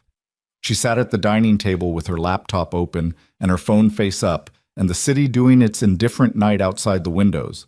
And she worked, because working was the only thing that kept the part of her brain that was running disaster scenarios at a volume she could function around. Grant came back to the apartment at 1:15 a.m. He came in through the main door and stood in the entryway for a moment, and she looked at him from the table and read everything she needed to read in the set of his body. The contained fury, the exhaustion underneath it, the specific quality of a man who had just been shown the architecture of something that had been built around him for years and was still in the process of understanding its full dimensions. He looked at her. She looked back. "Come sit down," she said.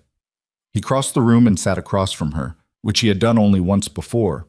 That morning, when Vasquez had named Falcone, and Dre and Grant had gone to the window to rebuild himself. He sat the same way now. Forward, forearms on the table, hands loose, head slightly down before he raised it. "Vasquez is furious," he said, "at Lena." "At himself," Grant said, "for not finding it. 14 months. She was in this building, in this apartment." A pause. "She made coffee." Claire said nothing. There was nothing useful to say to that. "I want to ask you something," Grant said. "Okay." "When Lena called you and gave you the choice, the federal option versus moving on Zion, how long did it take you to decide?" She thought about lying. She thought about the version of this conversation where she said immediately and watched him accept that and moved on. She looked at his face in the low light of the apartment, and she thought about 2 years of managed distance and carefully preserved deniability and all the things that had been easier to not say than to say. "About 10 seconds, she said. He looked at her. "I thought about the document for 10 seconds, she said. "I thought about what it meant for you, for the families, for everything you've built. I thought about whether there was a version of the federal option where it stayed contained." She paused. "And then I stopped thinking about the document, and I called you." He was very still. "Danny is the reason," she said. "He has always been the reason. I married you to protect my family. That's the contract. And Danny is my family." She held his gaze. "But I also called you because it's your call, not mine. The document is your exposure. The families are your relationships. I gave you the information and I let you decide because that's..." She stopped. "Because that's what?" he said quietly. She looked at the table for a moment, then back at him. "Because you're not just a contract to me either," she said. "And you haven't been for a while. And that means I don't get to make your decisions for you." The apartment was very quiet. Grant reached across the table and put his hand over hers. Not grasping, not gripping.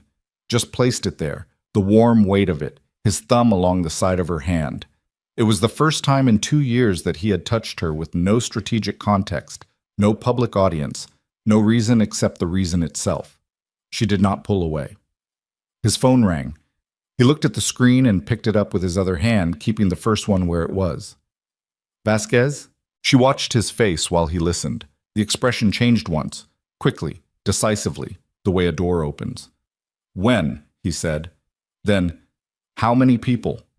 Then a long pause. "Confirmed." He hung up. He looked at her. "The federal team is in position at the Bridgeport address," he said.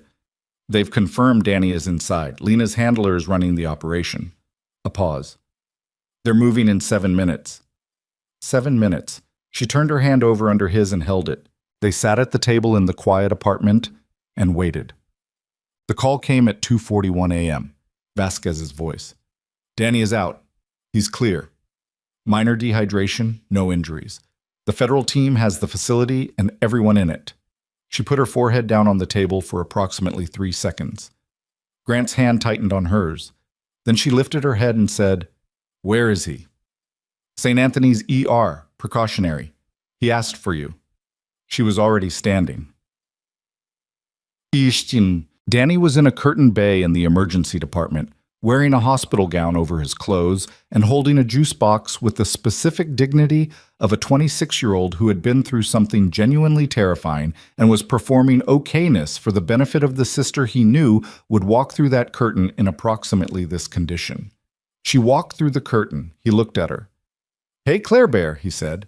She sat on the edge of the bed and put both arms around him and held on, and he held back, and neither of them said anything for a moment that lasted long enough to mean something. Then he said, into her shoulder, "Your husband's guys are very scary." "I know," she said. "Like, I knew what he did, sort of. I had a general sense, but seeing it up close is a different experience." "I know. Are you okay?" he said. He pulled back to look at her face. Not, "Are you fine? Are you actually okay?" She looked at her brother. The familiar face, the worry in it, the love in it, which had always been the same and had always been simple in a way that nothing else in her life had been simple for a very long time. "I'm getting there," she said. Honestly. He nodded. He accepted that because he knew her and because he had always been able to tell the difference between her deflections and her truths. Grant appeared at this curtain. He stopped there. Didn't come in, just stood at the edge of the space, reading the situation with the accuracy he applied to everything. Danny looked at him. Grant looked at Danny. A long beat passed between them that carried the weight of everything Danny didn't know and everything Grant had just moved to get him back. Danny said, "Thank you." Grant said, "Your family." It was 4 words, and it was the least ornamented thing he had said to anyone in as long as Claire could remember, and it landed in the curtained bay of the emergency department at 2:50 a.m. with the specific weight of something a man did not say lightly and did not say unless he meant it. Claire looked at Grant over her brother's head. Grant looked back at her. They drove back to the apartment at 4 in the morning, leaving Danny with a round-the-clock guard that was no longer a secret and a promise from Claire to call in the morning. The city was doing its pre-dawn thing.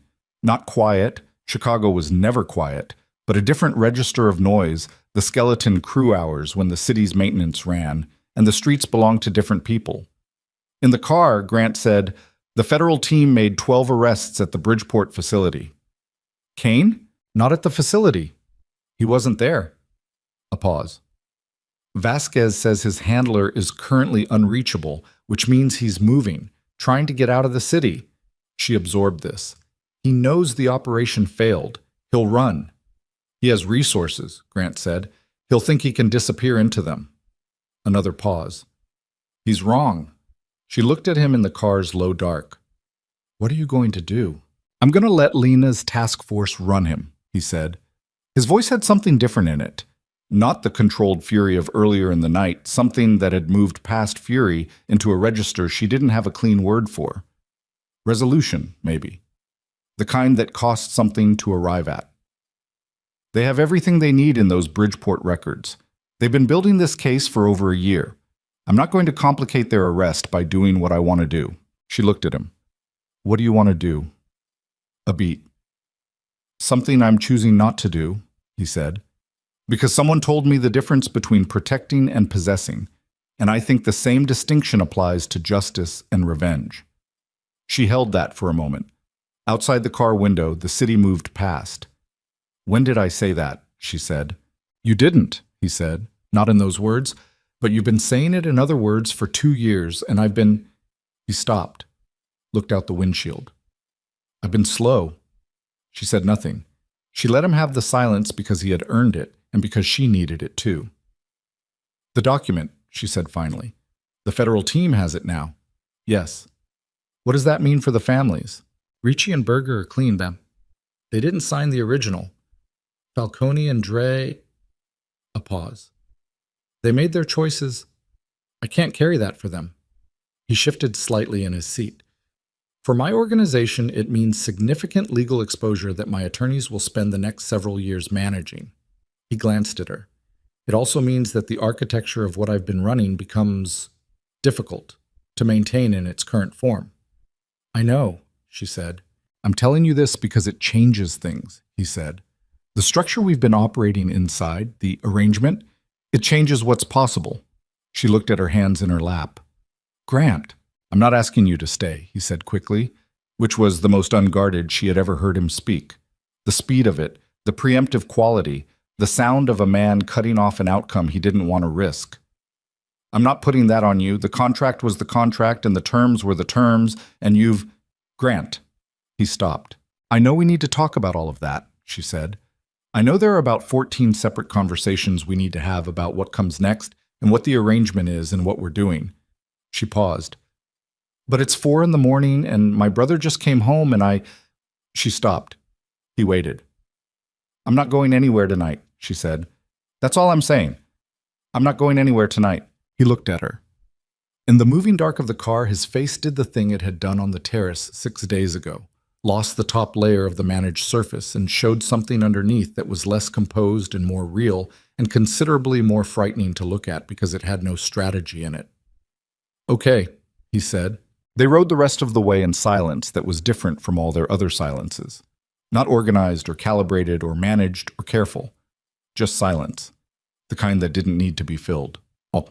The call came at 6:15 a.m., while Claire was in the kitchen making coffee with her eyes still carrying the weight of no sleep, and Grant was at the table with his phone and 3 hours of messages he was working through with the mechanical efficiency of a man whose brain ran on forward momentum. Vasquez. Grant answered, listened for 4 seconds, and then said, Where? She turned from the coffee maker and looked at his face. Don't let him get to the airport, Grant said. Block the exits on 90 and Mannheim. I want… He stopped. Listened. His jaw tightened. When? Another pause. How many of Kane's people? He hung up. Kane made it to a shipping terminal on the south side, he said. He's been there since 3 a.m. He's armed, he has 6 men with him, and he's been on the phone with someone inside the federal task force who told him about the Bridgeport arrests. He has a source inside the task force, she said. Had, Grant said. Lena's handler arrested that person 40 minutes ago, but Kane already has the information. He stood up. He knows the case against him is complete. He knows he has nowhere to go except through. He looked at her. He's asking to speak to you. The coffee maker made its noise behind her. She said, Why me? Because he thinks you're his last play, Grant said. He thinks if he talks to you, if he puts himself in a position where you're physically present, he has leverage on me. A pause. He's right that he has leverage on me. He's wrong about how I'll respond to it. You'll come in regardless, she said. Yes. She looked at him. She thought about the terrace, about Kane's hand on her arm, about collateral, about the photograph of Danny on the sidewalk, about her brother's face in the emergency department holding a juice box. She thought about 14 months of Lena Park in this kitchen. She thought about the document and what it was going to cost, and the 4-word thing Grant had said to her brother, and the way he had sounded in the car saying, I've been slow. She thought about what Kane had built, and what it had required of everyone inside it, and what it had taken from each of them to get to this moment at 6:15 in the morning in this kitchen with bad light and good coffee. I'll go, she said. Claire, he asked for me, she said, and I have the device. She opened the drawer to the left of the coffee maker. She had put it there the night before, after Lena's call, because she had been thinking ahead in the way she always thought ahead, the way she had been trained to think. The small recording device, the one Vasquez had walked her through 2 days ago in the context of a different plan. If Kane wants to confess his way through this conversation because he thinks he's winning, let him confess. Grant looked at the device. He looked at her. If anything goes wrong, he started. I know the signal, she said. 3 texts in a row. Claire. His voice, the specific way. Her name. She looked at him. When this is over, he said. Stopped. The sentence sat there unfinished in the kitchen between them, and she looked at his face and saw everything in it that he was not saying, All the things that 2 years of managed distance had kept in their managed places, pressing now against the surface of the managed face at 6 in the morning after the longest night of both their lives. "When this is over," she said, "we'll talk." He held her gaze for a long moment. Then he nodded. 2 hours, he said. "I'll have people positioned before you arrive. You'll never be more than 40 seconds from extraction." 40 seconds, she said. 35, he said. "I want 35. She almost smiled. She didn't, but it was close. She picked up the device, her phone, her coat. She looked at the apartment, the clean lines of it, the dark materials, the expensive impersonality of a place where two people had spent 2 years learning each other without meaning to. And she thought, when this is over, things are going to look different, all of it. Outside, the dawn was coming up gray and cold over Chicago, the kind of morning that didn't apologize for itself. And her phone showed the address Vasquez had sent. A shipping terminal on the south side waterfront, the lake behind it, the city in front of it, no exits that weren't already. The shipping terminal smelled like rust and lake water, and the specific cold that came off Lake Michigan in late October. The kind of cold that didn't just sit on the skin but worked its way inward, found the spaces between things, and stayed there. Claire walked in through the east entrance at 7:42 a.m.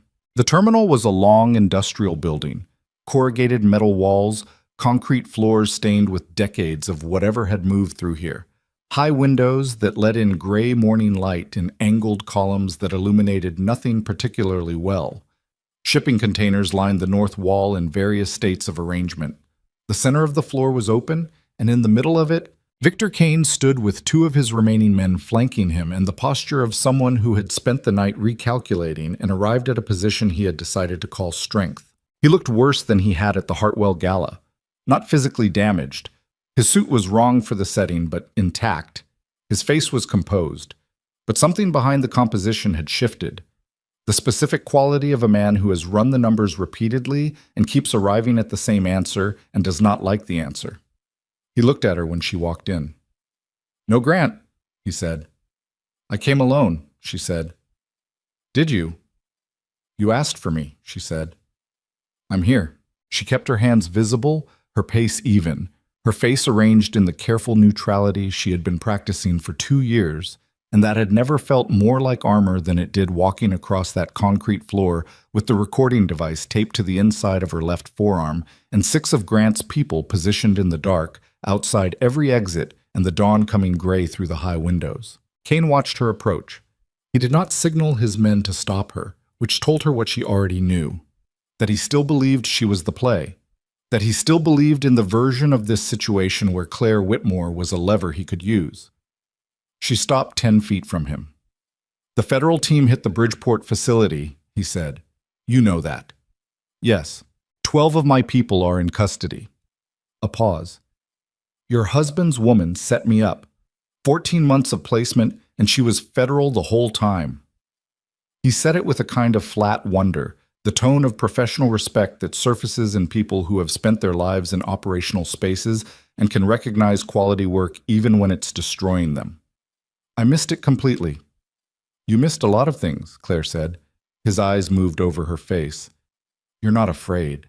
"I'm past afraid," she said. "I've been past afraid since you sent me a photograph of my brother." "Where is he?" "Home," she said. "He's home." Something moved in Kane's expression. Not surprise exactly, but he had known the Bridgeport operation had failed, had known Danny was out. But hearing it said plainly by the woman he had meant to use seemed to land differently than knowing it abstractly. "So I have nothing," he said. "You have choices," she said. "That's what you have." He looked at her for a long moment. His men shifted slightly on either side of him. Not aggressively, just the unconscious movement of people in a situation that had been holding tension for too long and was beginning to change pressure. "What choices?" he said. "You walk out of here with me," she said. "Federal custody. Whatever Lena's task force has built, and they've been building it for 14 months, which means it's thorough, you face that through legal process. You have attorneys, you have resources. There are outcomes in that process that are better than alternatives." "And the alternative?" She held his gaze. "Grant is outside." A pause. "Grant is outside," Kane said, "and you're in here asking me to choose federal custody." He almost smiled. Not warmly. You're protecting me from your husband. I'm giving you a choice, she said. That's more than you gave my brother. Something crossed his face at that. Something that might, in a different man in a different life, have been the beginning of shame. You recorded this conversation, he said. Not a question. Yes, she said, because there was no point in lying about it, and because she had already gotten what she needed. 15 minutes of Kane talking, confirming the Bridgeport facility, confirming Danny's abduction, confirming the extortion demand, his voice on record in a waterfront terminal at dawn, saying the things he had done with the casual directness of a man who had spent too long believing he was untouchable. You have. He looked at the device on her arm. She hadn't hidden it, had let him see it, because the seeing of it was part of the message. You are already caught. The question is only what happens next. It doesn't matter, he said. It does, she said. It matters because there's a version of this morning where you face what you've built in a courtroom, and there's a version where Grant comes through that door. And only one of those versions ends with you able to speak in your own defense. He looked at her for a long time. Then he said quietly, almost to himself, "You are nothing like what I thought you were." "I know," she said. His men were looking at him. The one on his left had his hand near his jacket in the specific way that meant he was waiting for a signal he was not going to get, because Kane had done the numbers one more time and arrived at the same answer, and this time he was going to live with the answer instead of fighting it. Kane said, "Call them in." The federal agents came through 3 entrances simultaneously, which was efficient in the way that prepared operations were efficient, and the 2 men with Kane did not resist, which told Claire that Kane had instructed them not to.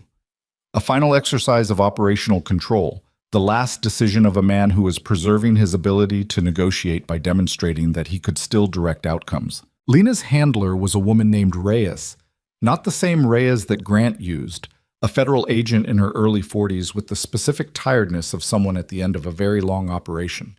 She looked at Claire with an expression that was not quite gratitude and not quite appraisal, somewhere between the two.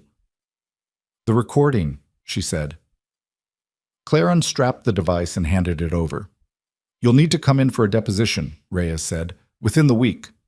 "I know," Claire said. "Your husband will cooperate with whatever process is required," Claire said. She said it with complete steadiness, and she meant it, and she knew that Grant had already spoken to his attorneys, and that the cooperation was already in motion, and that it was going to cost considerably more than the word cooperate suggested. "You'll have what you need." Reyes held her gaze for a moment, then nodded. "He's going to spend a long time in federal custody." "Good," Claire said. She walked out through the east entrance into the gray morning. Grant was there. He was standing 20 feet from the building entrance with his hands in his coat pockets and the specific stillness of a man who has been waiting and is done waiting. His face when he saw her come through the door did the thing she had cataloged on the terrace at the Hartwell Gala and had been trying not to assign meaning to ever since: the loss of the managed surface, the thing underneath it, unguarded and immediate and not strategic in any way. He crossed to her in a few strides. He stopped in front of her and looked at her face the way you look at something after you've been afraid of losing it, not examining it, but confirming it. Just there. Still there.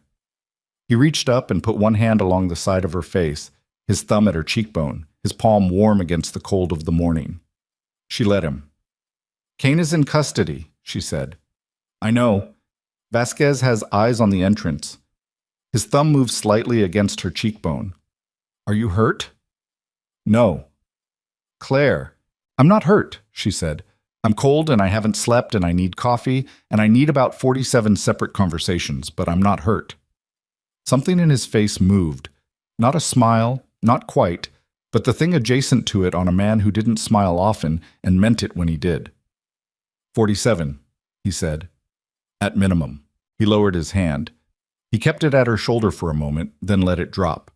They stood in the gray dawn outside the shipping terminal with the lake somewhere behind the building and the city in front of them waking up into its ordinary Thursday, and she thought about the specific distance between where they were standing and where they had been a week ago. Not physical distance, the other kind.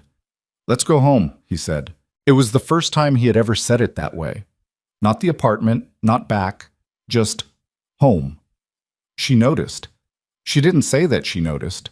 but she noticed. They walked to the car. The weeks that followed were not easy in the way that things are not easy when a structure you have been living inside gets taken apart piece by piece, even when you were the one who decided it needed taking apart. Grant's attorneys filed the cooperation agreements within 4 days. The federal task force's case against Kane proceeded with the efficiency of a prosecution that had 14 months of careful construction behind it, and a recording from a waterfront terminal that was, according to Reyes when she called Claire for the deposition, cleaner than most evidence she had worked with in 15 years. Kane's trial was 11 months away. The outcome, the federal prosecutor said carefully, and without making promises they couldn't keep, looked like the rest of his life in federal custody. The 11-year document was in federal evidence. 2 of the 7 families faced significant legal exposure. Falcone and Dre hired separate counsel and declined to communicate with anyone in their former network. Ricci and the Berger organization began the long process of restructuring their operations with the specific fatalism of people who had seen the architecture shift and understood that the old footprint was no longer tenable. Grant dismantled the most operationally dangerous parts of his organization over 3 months. Not everything. He was not a man who became someone entirely different overnight, and she had never asked him to be, but the parts that carried the highest federal exposure, the parts that had required the document and the alliances and the structures that Kane had spent years building around. He did it methodically and without drama, which was how he did everything. And he redirected the capital into 4 legitimate enterprises that his attorneys were confident could survive scrutiny. Vasquez stayed. The structure around him contracted, but the man himself stayed, which seemed to Claire to say something about loyalty that didn't require articulation. Lena Park was in federal witness protection by the time the deposition was complete. Claire did not know where. She thought about her sometimes, the woman who had made coffee in their kitchen for 14 months while building the case that had saved Danny's life. She thought about what it cost to do that kind of work and whether the cost was ever adequately measured by anyone. She hoped Lena was somewhere warm. But the 47 conversations happened over weeks, not in one sitting. That was how it worked with people who had spent 2 years learning how to not say things. You couldn't say them all at once. You said one, and then you went away and thought about it and came back and said another. One of the conversations was about the contract. It happened on a Tuesday evening in November, 3 weeks after the terminal, when the apartment was quiet and the city was doing its early dark November thing outside the windows, and Grant came and sat across from her at the table where they had sat with Vasquez on the morning everything accelerated, and he put a document in front of her. She looked at it. It was the dissolution paperwork. Her name and his, the legalese of an ending, everything that the original contract had built, now prepared to be unmade. She looked at it for a long moment. "I'm not asking you to sign it tonight," he said. "I know. I'm not asking you to do anything," he said. "I put it there because you should have it, because it should be yours to decide." A pause. "The original arrangement, whatever I told myself it wasn't fair to you. It wasn't—" He stopped.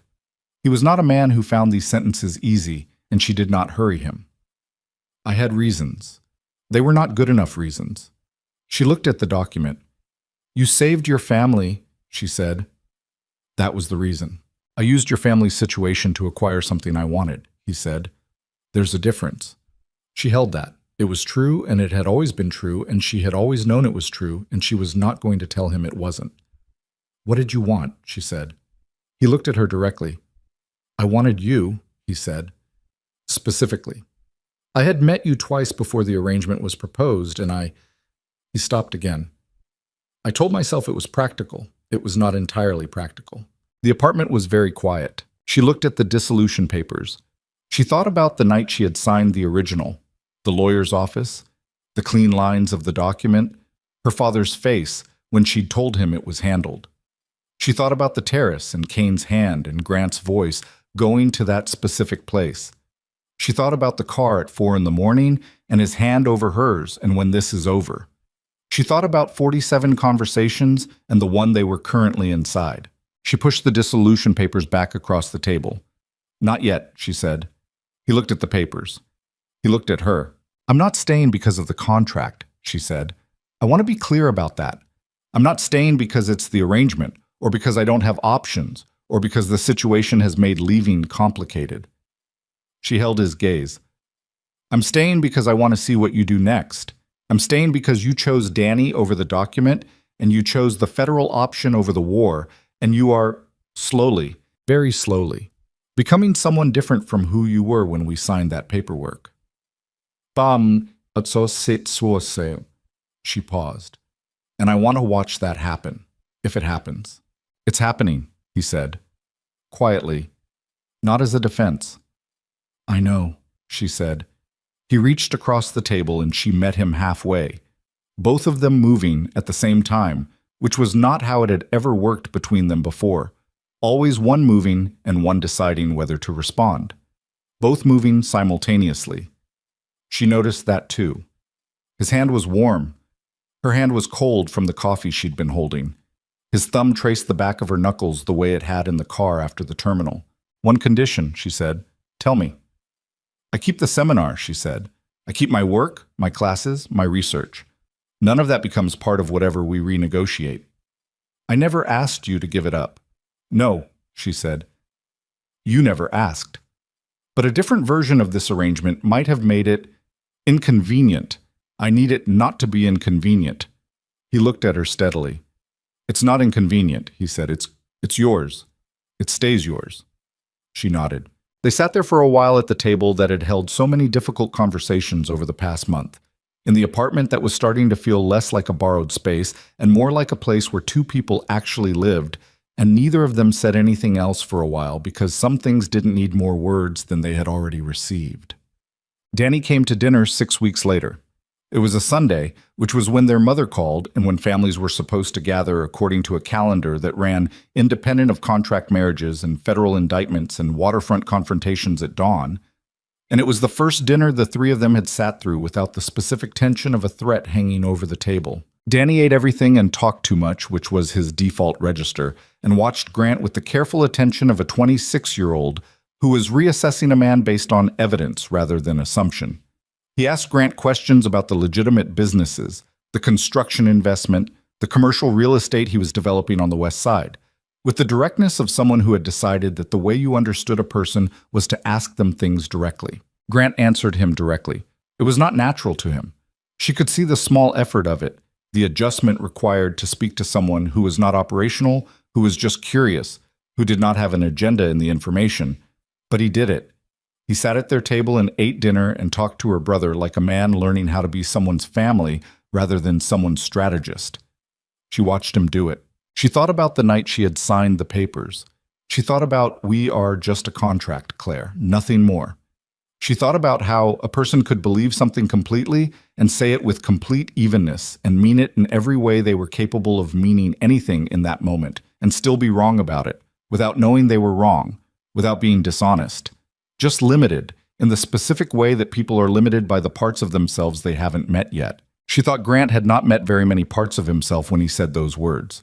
She thought he was meeting them now, one dinner at a time, one conversation at a time, one choice at a time in situations where the choices were hard, and the old version of the person would have made them differently. After dinner, Danny pulled her into the kitchen while Grant took a call in his office. He's different, Danny said quietly, with the directness he always deployed when he had been sitting on something for an evening. I know, she said. Different how? He leaned against the counter. Like structurally different, not just better behaved. She thought about how to say it. He's learning what he actually wants, she said, instead of what he thought he wanted. Danny considered this. That's a hard thing. Yes, she said. It is. Are you happy? He asked it the way he always asked her important things, quietly, directly, without preamble. She thought about it honestly because Danny had always been able to tell the difference between her honest answers and her performed ones. I'm getting there, she said. He nodded. He accepted it because it was true, and because he had always been able to tell her truths from her performances, and because getting there from where she had started was not a small thing. It was not a small distance. 4 months after the Hartwell Gala, on a cold February evening, Claire was on the roof of the building. Not the terrace, not the 34th floor, the actual roof, which had a maintenance access she had found in her second week of living there, and which she had been using intermittently ever since as the place she went when the apartment felt too contained. She had a coat and a coffee, and the city below her in every direction, the grid of it, the lights of it, the way it refused to be quiet or dark, or still even at 10 o'clock on a February night. She heard the access door behind her. Grant came out in his coat, which meant he had seen where she went. She had never told him about the roof, which meant he had always known and had always let her have it. He stood beside her at the ledge. They looked at the city for a while. "Kane's trial date is confirmed," he said. "March 15th. "I know. Reyes called me. They want you to testify." "I know that too." "Will you?" She looked at the city, at the specific geometry of it, the way the buildings ordered the dark into blocks, and the lights made patterns that were almost comprehensible. "Yes," she said. "I'll testify." He nodded. Below them, a siren moved east on Michigan Avenue. The distant sound of traffic on the bridge. The lake, somewhere beyond the buildings, doing its constant cold work of existing. "I've been thinking about something," Grant said. She looked at him. He was looking at the city, not at her, which was how he said things he had not rehearsed, looking sideways, finding the words in the middle distance. "When we signed the contract," he said, "I told you it was transactional. That's what I told you. I told myself it was transactional because I didn't have language for what it actually was, and because not having language for something is easier than admitting that the language exists and you're afraid of it." She said nothing. She let him have the sentence. "I want to ask you to dinner," he said. He turned to look at her then, finally. "Not as my wife. Not as the party to a contract. Not in a context that has anything to do with arrangements or obligations or things that were signed in a lawyer's office." He held her gaze. As a man asking a woman he should have been honest with 2 years ago. The city moved below them. The wind off the lake was cold and honest in the way that Chicago wind in February was always cold and honest. It did not pretend to be anything else. She looked at his face, the face she had learned over 2 years, the angles of it, the specific gradations of expression she had cataloged without meaning to, because proximity to anything for long enough produced knowledge whether you were looking for it or not. The face that had done the thing on the terrace, and in the car, and in the hospital corridor, and across every difficult table. She thought about the contract, about the version of herself who had walked into that lawyer's office with 2 suitcases and a very specific definition of what she was doing and what it was and what it wasn't. She thought about how that version of herself had been practical and accurate and completely right about everything except the thing that turned out to matter most. She thought about how you could be right about everything and still miss the point. "Dinner," she said. "Dinner," he said. "That's all I'm asking." She looked at him for a long moment in the cold February night on the roof above Chicago, with the city doing its infinite, indifferent, beautiful work below them. Then she reached out and took his hand. Not the way she had in the car, not in the middle of a crisis, not as an anchor in a storm, but deliberately, in the quiet, with nothing pressing on either of them except the cold and the city and the specific weight of 2 people who had survived something together and were standing on the other side of it, deciding who they wanted to be. "Ask me properly," she said. He looked at their hands, then at her face, and something happened in his expression that she had never seen before in 2 years of reading him. Not the composed surface, not the cracked open thing from crisis moments, but something underneath both of those, something that was just him, uncalculated, unmanaged, the actual person who had been running all the machinery. "Claire," he said, "have dinner with me." She let the city noise fill the space for a moment. Let the cold be the cold. Let the lights be the lights. "Yes," she said. It was a small word. It was the right word. It was the word that meant, "I see you. I choose this, not because I owe it, or because it's required, or because the terms of an agreement compel me, but because I am standing here of my own will in the cold on a roof in February, and I am choosing." Grant Moretti held her hand on the roof above Chicago and did not say anything else, because he understood, he had finally learned to understand, that some things did not need more words. Below them, the city went on doing what cities do, moving, generating light, holding its millions of separate lives inside its grid, indifferent and magnificent and completely unconcerned with any particular story unfolding within it. Above it, two people stood in the cold and let something that had been a document become, finally and without ceremony, something real. Victor Kane was convicted 8 months later on 16 federal counts and sentenced to 31 years in federal custody. He would not walk out. The 11-year document entered the federal record and produced 3 separate prosecutions over the following 2 years. Grant's cooperation, thorough and unconditional as promised, resulted in reduced exposure for his organization and a restructuring agreement that his attorneys called the best possible outcome. Alderman Marcus Webb resigned from office in March, citing personal reasons. He was indicted in June. Danny Whitmore remained in Wicker Park, continued to call his mother every Sunday, and began, in a quiet way he never fully explained, to check in on Grant with the specific frequency of someone who had decided, based on evidence, to revise an earlier assessment. Lena Park's identity remained protected.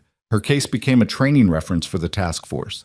She sent Claire a card with no return address that said only, "You made the right call," both times. Claire kept the card in the drawer of her desk in her office at the university, the one she had kept through everything. Through the contract and the gala and the photograph and the terminal and all 47 conversations.